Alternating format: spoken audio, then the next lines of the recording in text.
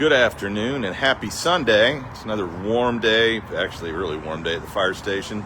Just checked the heat index, sitting around 104 degrees. Picture on the thumbnail is thank you taken from, or lifted, I'm unapologetic, from Grizzy's Hood News. If you're in the Facebook in the Houston area, check out Grizzy's Hood News. It's like the Wikipedia of news. Anything that's important to know and you want like real-time stuff, check out Grizzy's Hood News. It's great. Anyway, we're talking about the Houston Medical Center here for a minute. And I had to write some notes down here. The Houston Medical Center was first built in 1945, and the entirety of the medical center in Houston occupies about 5 square miles or 13 square kilometers for you Canadians out there.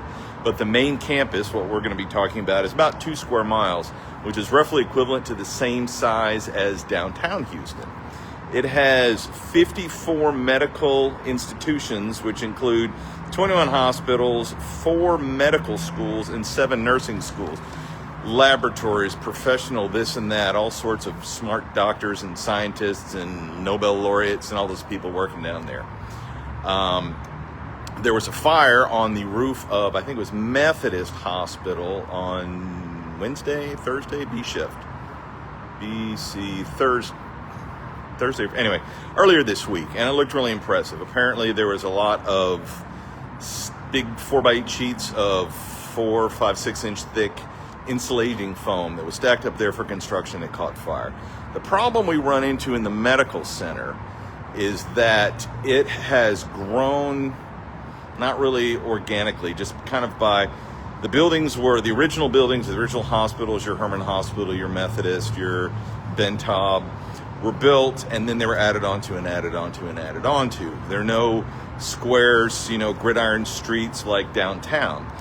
So in downtown, you may have 2 or 3 addresses for one building, which is kind of goofy, but it's just one building. In the medical center, you may have one address that encompasses 3 or 4 buildings. And the worst part gets, and we run into this all the time because the very north end of the medical center is part of my initial response area, you'll have somebody drive by and they'll see something. They'll call it in, fire on the roof, or I think I see something. And they'll say, well, it's at Methodist Hospital. Yep. Someone's catching a run. That would be ambulance 508. So we get dispatched over there, and it's usually the better part of a high-rise response because the whole thing is a big high-rise district. It's comparable to the proper high-rise or downtown area of several, many cities just because of its size.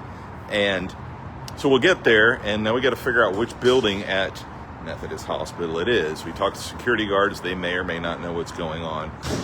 So finding the incident and figuring out the best way to get to it can be challenging. Now, we've got surveys for all the buildings. We're real good about that. We know where all the elevators, but unfortunately, in this situation, from what I understand, I was not there, but one of the captains that was there, he was on engine 25, who was the first engine on second alarm. They were having a hard time figuring out how to get to which building they needed to get on. When they got there were issues with the standpipes. I think there was a lot of construction going on, so the system was not very robust. They had water, they didn't have water. They had water, they didn't have water. They ended up putting most of it out with dry chemical extinguishers, which I think they used probably half of them in the medical center. Then they had some very interesting alternative methods of getting water, collecting water, and they finally ended up putting it out. So it all went out. It looked impressive from, you could see it from my house, from, the helicopters around there. But it was, a challenge. And everything in the medical center can be a challenge. Just none of the roads go through and some do, and there's always construction. And, the one address for Methodist Hospital may encompass 3 or 4 different buildings. Oh, that's in the purple zone. That's in the...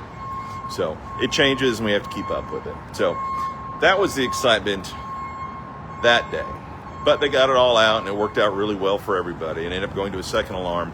In Houston, if we get dispatched to a high-rise and upon getting on location, if we see signs of smoke or fire, the guidelines tell us we're supposed to request a second alarm. And that usually happens. Sometimes not. I've had 1 or 2 where yes, it's a high-rise. Yes, I see fire, but I know exactly what's on fire. It's not anything that would require a second alarm, but that's another story for another day. So We are hoping that the rest of our Sunday is nice and quiet, but you know, it's warm out, so you never know what's going to happen.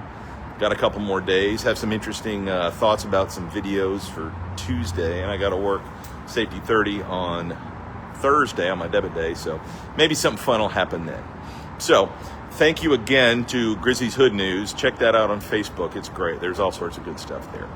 Thank you for stopping by. I'll look forward to seeing you next time. Hydrate, be safe, and be nice to each other. Thank you.